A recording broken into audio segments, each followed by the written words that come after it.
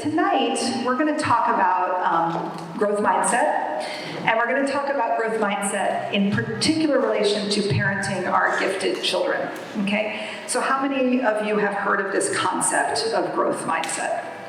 Okay, good. See, this is the thing. I hang out with a ton of educators, so I always assume that like everybody knows what I'm talking about when I say growth mindset, so I'm going to get into it a little bit. So a growth mindset is a way of looking at the world with the idea that I can change things and I have power over it, as opposed to a fixed mindset where I'm born a certain way and I can't change, okay? So it's like I'm good at this and I'm not good at that. Like there's no way to get past that. And if you can see some of these quotes, in a fixed mindset, if I fail, that means that's it. That's as far as I can go, right? Whereas in a growth mindset, you look at failure as opportunity. In a fixed mindset, it's that, my potential is all predetermined, and 100%. And in a growth mindset, my potential can be fostered, okay? And when I'm frustrated, I give up, right? When I'm at that place of frustration, which is really that place of learning, I give up, rather than when I'm frustrated, I try to figure out how to problem solve through that. When I talk to kids about this, that frustration piece, and they talk about the physical elements happening in our brain, because kids love to really figure out, especially gifted kids, like how the brain actually works. So, we have these things called dendrites in our brain. And when we know something really well, the dendrites are really connected. And when we're starting to learn something new, we have to connect it to something, and it's like just barely connecting. And then the more we practice it and the more we deepen our understanding of it, the dendrites start to connect, right? So then it's easy. So when it feels hard, it's because like those dendrites are starting to connect. And it's like, oh my gosh, I'm starting to get there. But when it feels like this, it feels easy, that means they're already connected. I'm not growing. But every time I connect new dendrites, my brain is getting bigger. So that's kind of a visual that's helpful for especially younger kids. Well, actually, I don't know what I mean by that. I would say all of them, they like that idea. And you can physically see it. And doctors have looked at Alzheimer's. And this is really interesting when they look at really close-up visions of the brain. They see that those dendrites have actually started to separate. So that's why the connections aren't happening anymore. So we're building all those connections when we're children, and then sometimes they start to separate the older we get. So with that growth mindset, I think about that place of, oh my gosh, they're connecting as a good thing, right? And we have to teach this, right? It's not like, again, we have to be fixed mindset about growth mindset. It's not like we're born with a growth mindset or a fixed mindset, right? We have to be able to foster those discussions with our children. Some gifted kids really can have a fixed mindset. And sometimes that's developed by the adults around them, right? So maybe because they have a higher level of potential that might have been recognized, which is really all we're recognizing when we identify giftedness, we're identifying cognitive potential in various domains. So then maybe they do have a level of cognitive potential that's a little bit higher. So people, since they are little kids, they say, you're so smart. Oh, you're so smart. It's just because you're so smart. What a smart thing to say. And then they think like that's a fixed mindset, right? It gets them into this fixed place. And it gets challenging for them to then move past that, because then when they feel that struggle, they think I must not be smart anymore, right? But really so we think we can think about different ways to talk about these things. So I'm going to give another vision of it. So we have these things like ego, effort, and errors, right, that can be looked at through a fixed or a growth mindset. When we look at, let me just do it this way, yeah. So there's more learning in a growth mindset. Our ego says when it's challenging and things are hard and I have to try again, that's a good thing. That's more learning. That's growth mindset. When I give up, that's less learning, right? So, oops, sorry. I was totally just touching the microphone at I'm not going to do that again. Sorry about that. In errors, if I make a mistake, forget it. I must be a loser. I'm never going to try this again. Like, obviously, there's going to be less learning in that way. Whereas if I look at errors as an opportunity to look at something through a different lens, there's going to be more learning. And then effort, right? This idea of perseverance and tenacity can be fostered through a growth mindset. But sometimes if kids have developed a really fixed mindset and they try really hard at something and it's still hard, they just give up, right? So there's going to be less learning in there. Okay. Sorry, let me just do this real quick. Okay. So, what does this mean for us? So, in gifted kids, there's some common sort of social emotional realities. They're not necessarily true for all kids, but they are common. So that's always the way that we would look at it. Feelings drive thinking, right? So if I'm in a very emotional state, I'm probably not going to be able to think logically about things. Internal struggles can lead to isolation. So sometimes kids, if they are struggling a lot internally and they're not getting it out, they think that they are different from others, they're not finding their peers, then they can end up isolating themselves. And this idea of asynchronous development can make them feel like they're not a part of the world around them. So this is why it's important for us to find what we call intellectual peers for our students. And our model here in PUSD puts them in classes with some intellectual peers in a cluster model. So they're in classes where there's a gifted cluster, so therefore they have intellectual peers, opportunities with intellectual peers, and with what we would just call grade appropriate peers. So there's a mix, both of those options. And what I mean by asynchronous development, I could do a whole presentation on that, some of you might have heard that term before, is really that typical child development, there's like typical touchstones in social, emotional, cognitive, and physical growth, right? And what happens with gifted kids is often those touchstones are out of whack. So they might be 8 years old, and they're emotionally acting like a 5-year-old. They have developed emotionally like a 5-year-old, but they're cognitively talking like an 11-year-old. So that puts them out of whack, right? So if I'm talking about the book that I'm reading with my friends, and they don't care, and they don't understand what I'm talking about, and they wouldn't even read that book in the first place, and so they're dismissing that, then I might respond emotionally like a 5-year-old, and then my friends think I'm really strange because I started crying because they wouldn't engage in the discussion about the book. And so then you've got this asynchronicity, which can lead to them being out of sync. But if we understand it, if we can be explicit with our kids about it, then it's not as challenging. I mean, it's challenging, but I'm not gonna lie to you. Okay, so the way that I organized this, I'm not gonna lie, it's challenging. The way that I organized some of our thinking today is around this book. If you're interested in purchasing it, I actually do not know these people. I just thought I think it's a fun book for parenting gifted kids. It's called 10 Things Not to Say to Your Gifted Child. And we're just going to go through these 10 things and talk a little bit about why. What's the research behind it? And the fun thing about this book is that it's written by 2 parents who are also, educators of the gifted.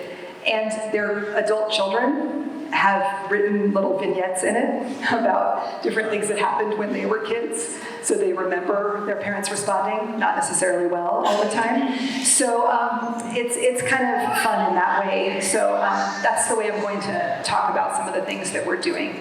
Today, Miss Malone, will you help me, please? I have a little handout that I'd like people to get. And I just saw you standing there. That would be extremely helpful. This is Miss Shannon Malone, the principal at Washington STEAM Multilingual Academy. Thank you so much. And Miss Exposito's back there as well. Now that we see Miss Exposito, can we please, that's okay. Can we please give a big round of applause and thank you to Miss Exposito for hosting us tonight. Thank you.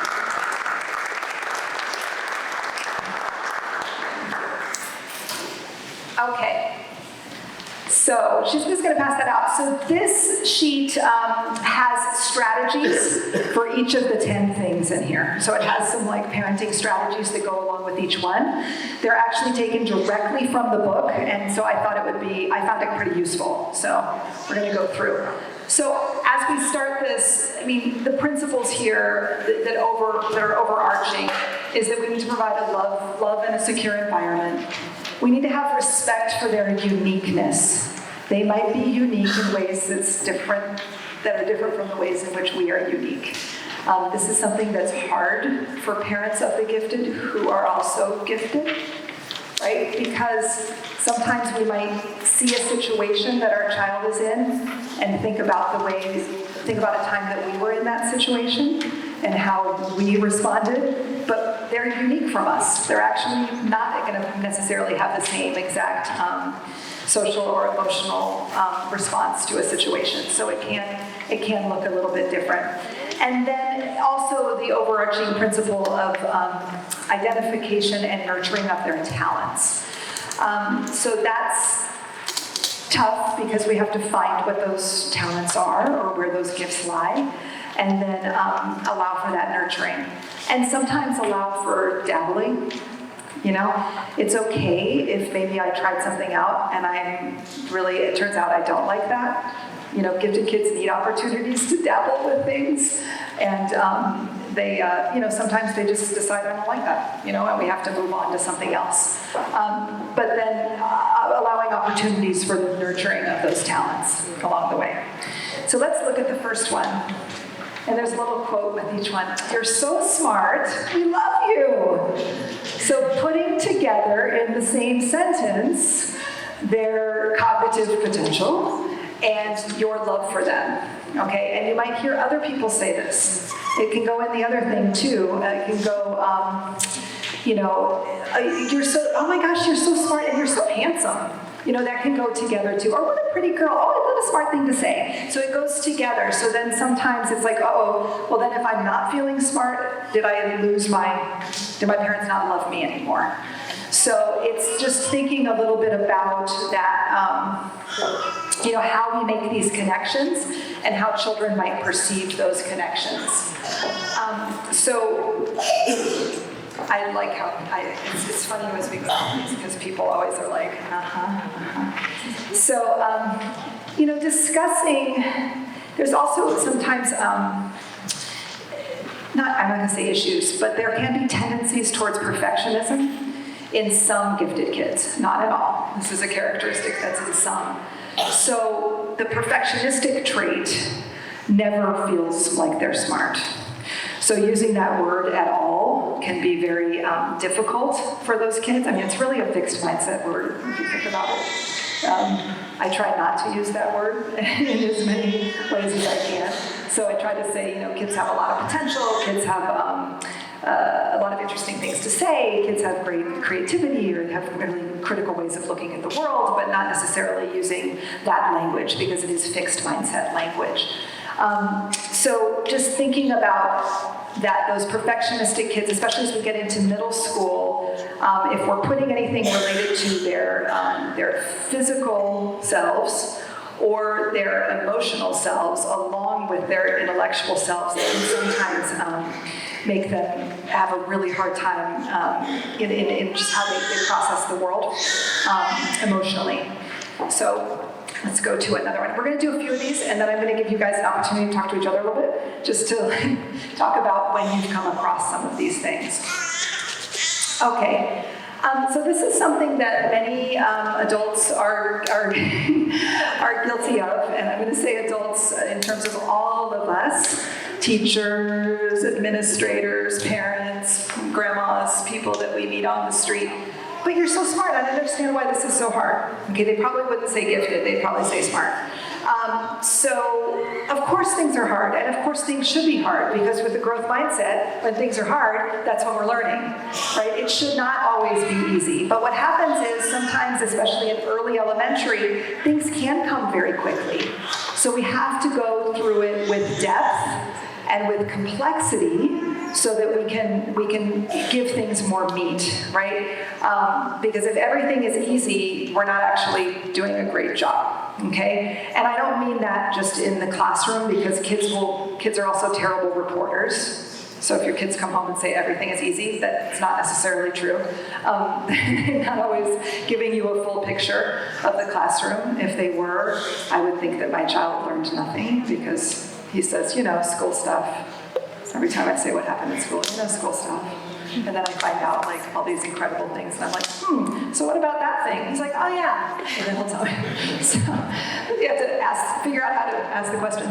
But this idea that it's of course not easy. Like easy and hard are very fixed mindset words as well. So challenging growth is good. Okay, I'm going to do one more, and then we're going to talk a little bit. Oh, this is a good one. So this is fear. This is anxiety. And sometimes as adults also when we're impatient and you just want them to go to bed because you're like, it's time. I need to do something else, and you need to be asleep.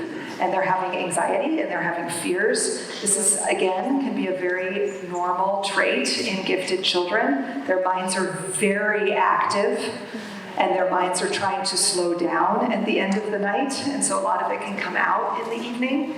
But anxiety is real, and we have to be able to figure out how to talk about anxiety in a way without dismissing it, okay? So I do recommend, there's a book called Taking Care of the Worry Monster. It's by, his name is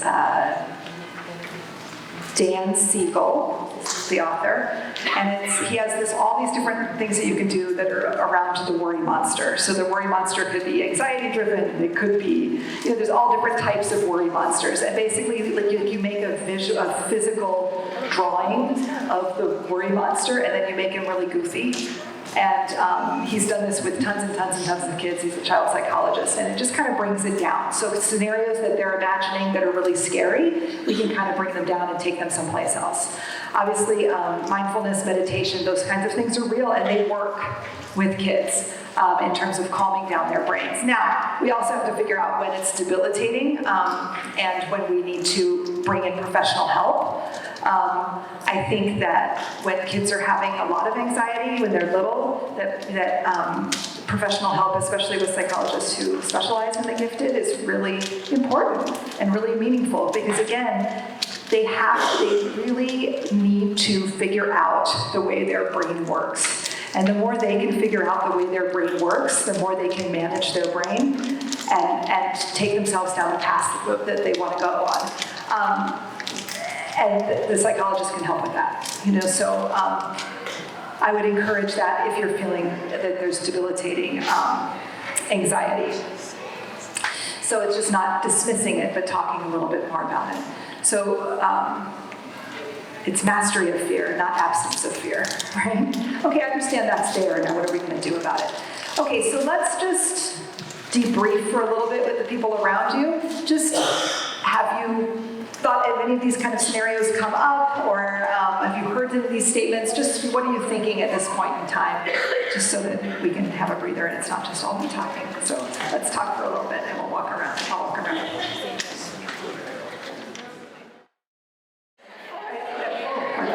All right, everybody. I'm going to bring us back together. Thank you. Talkative crowd. That's good. I love it.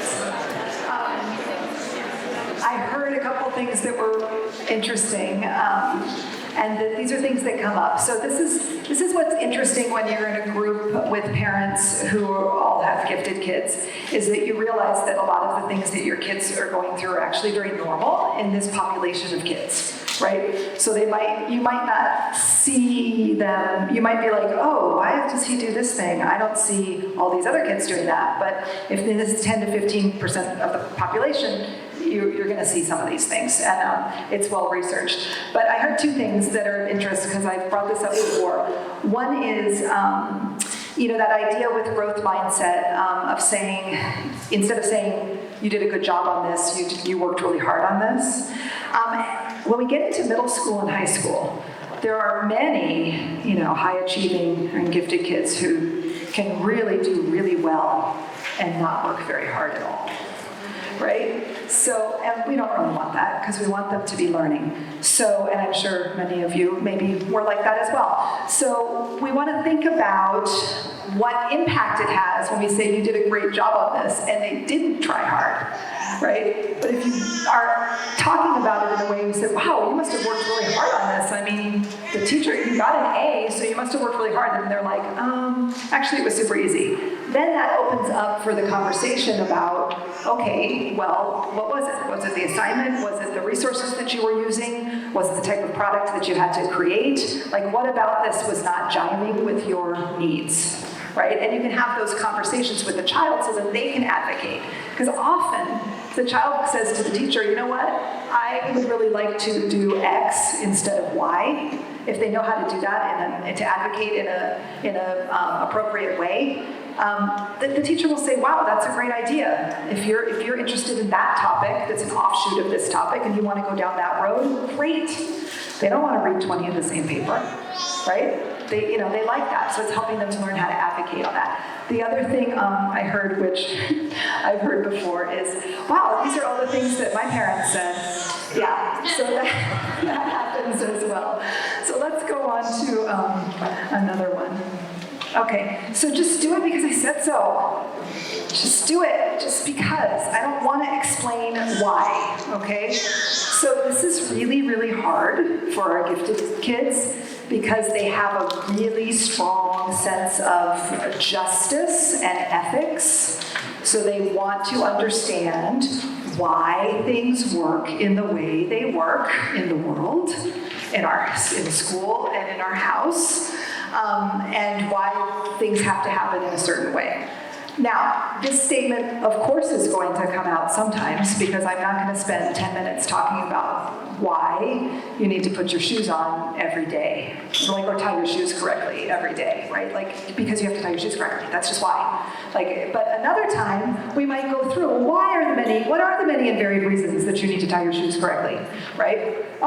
Then we go through it all. But that's a surface level statement. But we have to be able to talk to our kids about these processes and about their place in space, in the world, because they're trying to make meaning. Our world is a crazy place, and their brains want to make connections and make meaning around it. And if we cut that off, then they're going to lose that ability to connect it, and sometimes that can go into a negative place when they get older, where they get into this state of what can be known as existential angst, like the world is just not fair, like the whole world is not fair, and there's no point in all of this. I mean, it sounds funny, but it's true. Some of us have experienced it at different times, but also it can get really scary and dangerous. This is where you get those loner types in high schools, the gifted loner. Often those kids are gifted, and they just haven't found their place, and they don't understand the world, and they haven't had anyone to talk to about it. So this is like the beginning of that, right? We have to be able to explain kind of what's going on. So there's, this is where we can talk about those things like providing choices, right? If we just give them a couple of options, instead of saying, this is the thing you're doing, that they have choice, it opens up in a totally different world. So if I can say, you can have broccoli, peas, or green beans, and then they say, I'll have broccoli, great. But if you say, you're eating that broccoli, you might get the pushback, even if ultimately they wanted broccoli. So you don't have to give all choices in the world with young kids, but offering one or two or three options on the little stuff just helps them to build their self-efficacy in their own decision-making. So you can do that with choices for camps in the summer. You can do it with choices for, clubs after school. You can do it with choices of clothes that you're going to wear, choices of books that you're going to read, I mean, I know there's certain books that we really want to read with our kids, and we say, come on, let's read this one. But if you just say, you can read this one or this one, they might choose the one you want. So, but it just opens up that opportunity, and it gives them more of a chance to think. Oh, okay, so this is a tough one. So here's the thing. With gifted kids, they really just need one. Okay? Everybody really just needs one good friend. Okay? Some of us, and again, this is about respecting their uniqueness, right? Some of us might be people who have always had many, many, many friends and are very social. And when we have a child who maybe is not that way, it might make us uncomfortable, right? We might think, oh my God, he must not be doing well. Like, there must be something wrong in the classroom or in the school because he doesn't have any friends except this one guy. Well, but he's got that one guy, right? So that one guy's okay. Again, it's us thinking about our own world and putting that onto them. Now, if they have no friends, then there's some things that we need to think about and worry about there and be thinking about how we can do that. But many gifted kids do not necessarily just want to jump in. They like to analyze. They like to watch and see what's going on with the situation. So you might have experienced this even when kids were really little. Like when you say, okay, we're going to go to the playground for this hour, and it's like minute 55, and they finally started playing with other kids because they've just been watching everybody and sort of figuring out the scenario before they want to jump in. That's okay. It might be different than what we expect, but that actually can be very normal. It has to do with wanting to analyze the world around them. So there's some ideas on there in terms of socialization and how you can talk about that. So let's do another one. Oh, I love this quote. Friendship is born at the moment when one person says to another, wait, you too? I thought I was the only one. This happens all the time when our gifted kids find each other. Because they think that they're thinking about something in a weird way sometimes, and then they're like, ooh, you thought that too? Okay, you're my friend. So, okay, so this is very common. We have a lot of questions. Who gets a ton of questions from their kids? Yeah, all the time. Mm-hmm. So why this, and how about that, and how come this? So great, questions are awesome. So how do we manage the questions is the question. So we want to make sure that we understand that their need for information is good and that we want them to be inquirers down the road. And there's different types of questions, right? Some questions we can answer immediately. Some questions require research. Some questions we want to go really, really deep with and dig deep on. Some questions just lead to other questions, right? And some questions just need to be stated and we do nothing with them, right? So you can determine what type of question you're getting, and you do not have to answer them all, right? That's the other thing. I think that a very common thing phrase that I have used as a teacher and as a parent, I probably say this, when I was in the classroom, probably at least 5-10 times a day, and as a parent, at least once a day. I'm like, wow, that's a great question. And then you just kind of walk away from it. What an interesting question. You should find out more about that. And then we go on, right? I don't have to be the answer. I'm not the holder of all the power and all the information as a teacher or a parent. So, and sometimes I'll say, we can research that. And they'll be like, oh, no, actually, I don't care that much. Okay, great, let's move on. But some things like we do want to research, right? Some things we just want to find out really quickly. And the thing is that nowadays we can do that, and our kids can do that. Sometimes it's just like, I want a quick answer. But then there are those things that we want to ponder more deeply and go into farther. And so determining what those are. If you have kids that, I say with teachers, those kids that just never stop with the questions, we can do like a question log. So that's a great question, write it down. And let's, because sometimes they're in the car, or let's find out about more about that. So they can just write them down, and then after a week, we'll figure out which of those questions are really something that we want to research, right? But if you try to provide an answer every single time you get a question, then they're never going to end. So we want to put the power onto them that they can find the answers. And this is a really good tool to develop over time, okay? And it's just curiosity, which is a totally normal trait. So yeah, This one is really hard. The if-then scenarios.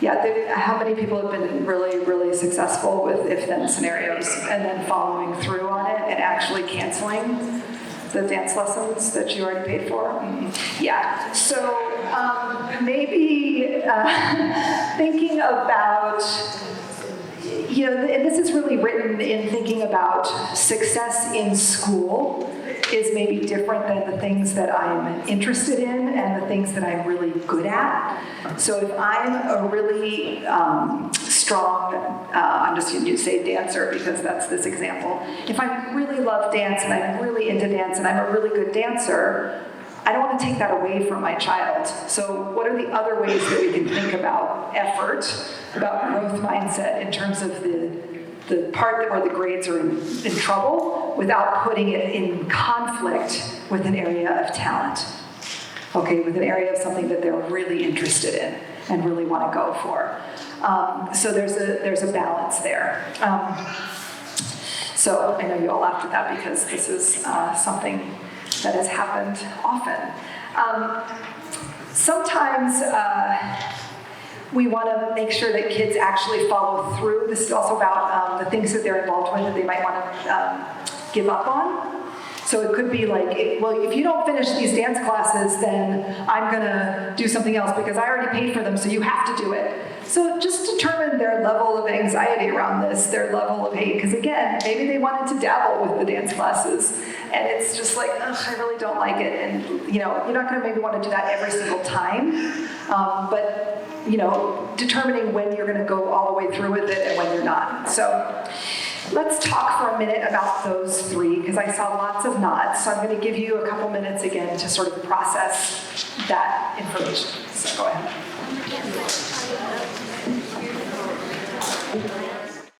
All right, I'm going to bring us back just because we've got about 8 minutes before our children are going to reemerge.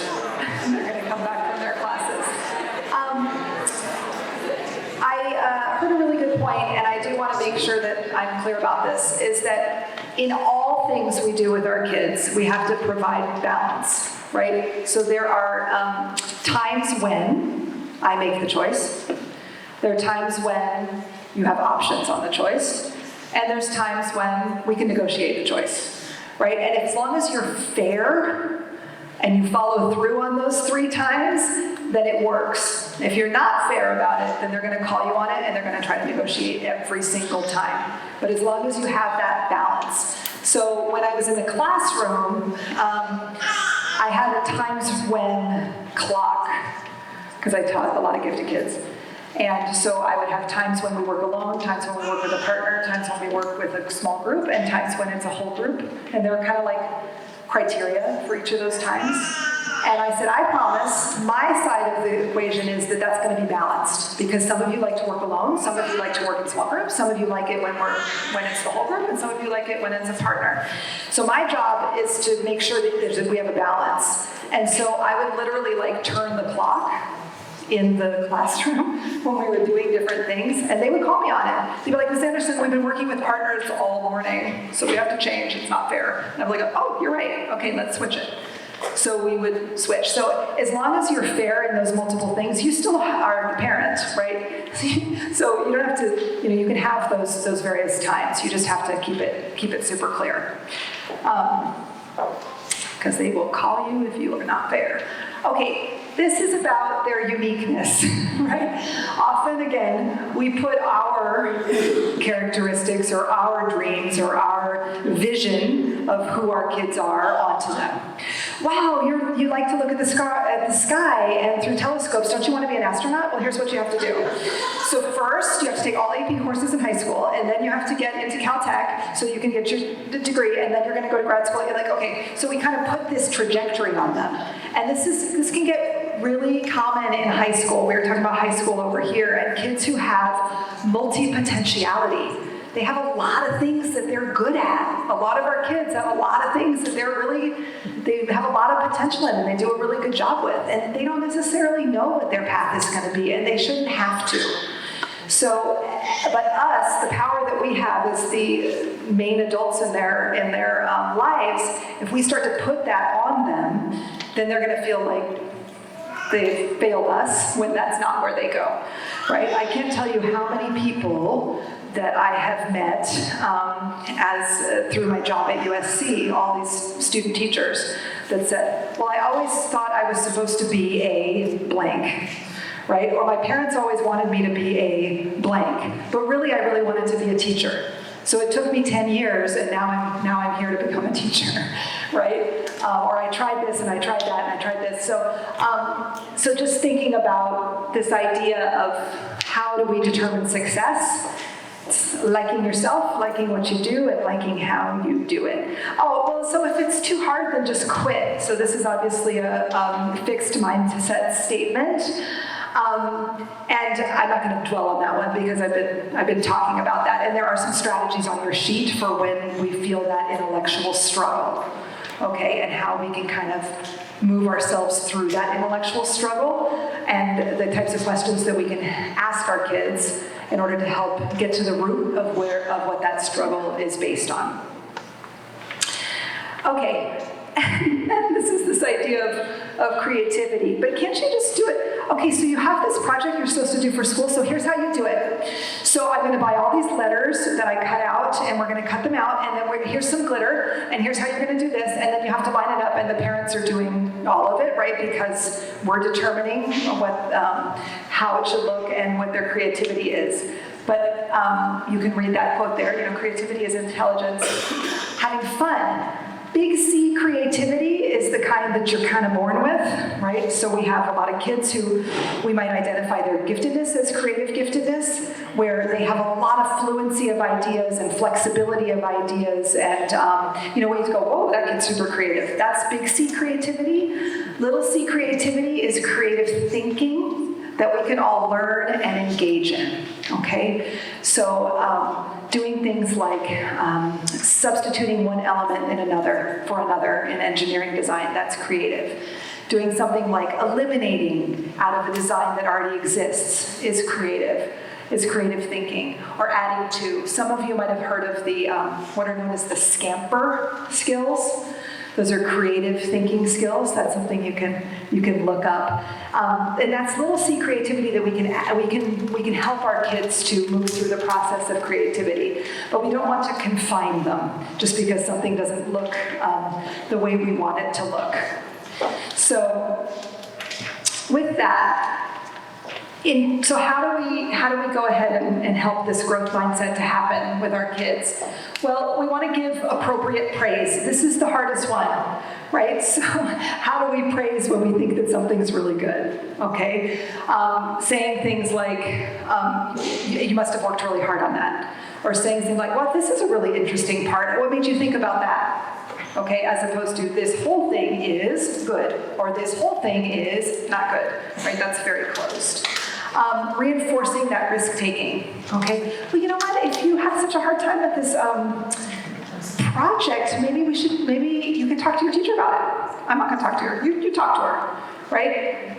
But I don't want to do that. I'm scared. Okay, but this is a good thing. Your teacher's not scary. She's not going to do anything. Just go and talk to her, right? So you can help them through those risk-taking type experiences and trying something new. Getting that idea that it's always an opportunity when we make a mistake. It's an opportunity to learn something new. Watching what we say, because we can't help ourselves and we say things that are very fixed mindset. Women, especially in the United States, tend to say, oh, well, I wasn't very good at math either, right? I've never been good at math.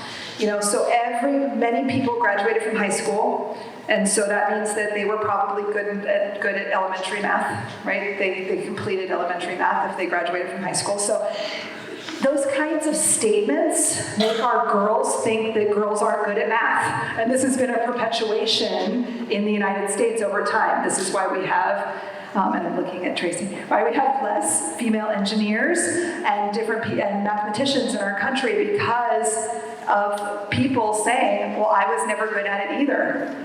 No one says, well, I couldn't read either, right? Nobody says that. because we all read and we all do math. So thinking about how we talk about the things that we struggled with and talking about them as struggles rather than in a fixed way of I wasn't good at it.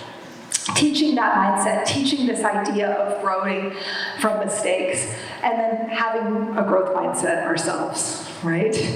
So how are we talking about the struggles that we engage in every day? I don't know about y'all, but the struggle is real.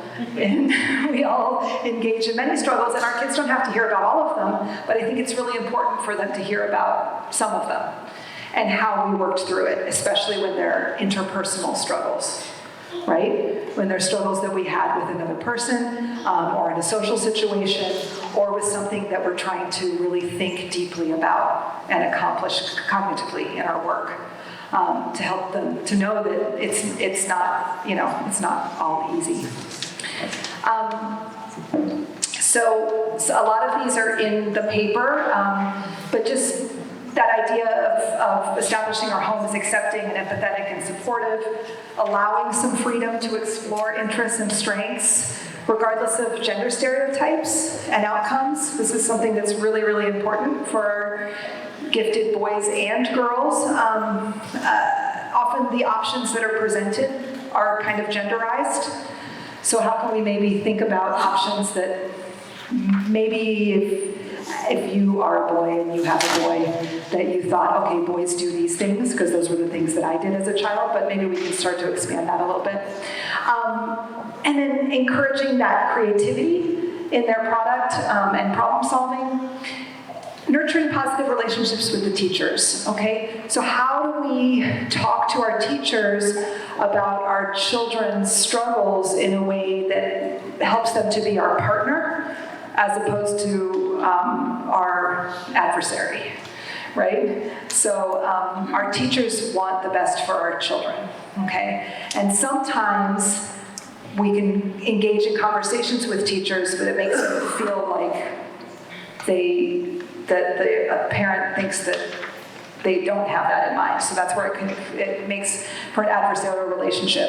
So talking about what are some of the ways in which I can support these things that I see at home and having that conversation with the teacher. Because most likely if you're having a struggle with your child, the teacher's having the same struggle. So you guys are on the same team. Like how are we gonna work through this struggle and be on the same team on both sides? And then the development of these counseling skills. I'm not asking you all to be counselors, but these skills really help with our gifted kids. Just that listening and validation of feelings. Yeah, that's really hard. I know, that's a struggle. And that doesn't feel good. Summarizing what they say. So it seems like you were really upset because blah, blah, blah, right? And being non-judgmental on that, right? Now, obviously there's a place where you're gonna get to a point where you might say, okay, wait, I need more help than that. But just those few little tools can really help. Just listening to the scenario, validating what they're feeling, summarizing what they're feeling, and not judging what they're feeling can really help grow that, develop that growth mindset. So, and we're not going to watch this video, but it's really fun if you guys want to look it up. It's about the first attempt in learning. It's about the development of the Dyson, vacuums. And it's really funny. They have like thousands of attempts, so it's fun to watch with the kids. And then I have a couple pages here of different books that I think are really great in terms of learning more about your gifted child. So this presentation will be on our website, so you can look more closely at the book titles and things there. And I want to be able to have another little bit of time just while you're asking questions and things and walking around. But before I do that, is there any question that someone has that they think might be pertinent to the whole group that I can answer, or something that you're thinking about? Yeah? I was just thinking about, as these are very individual that have interaction as parents, so how are gate teachers doing these similar principles in the classroom? Right. So our teachers who are GATE certified have gone through professional development in all of this, right? So they've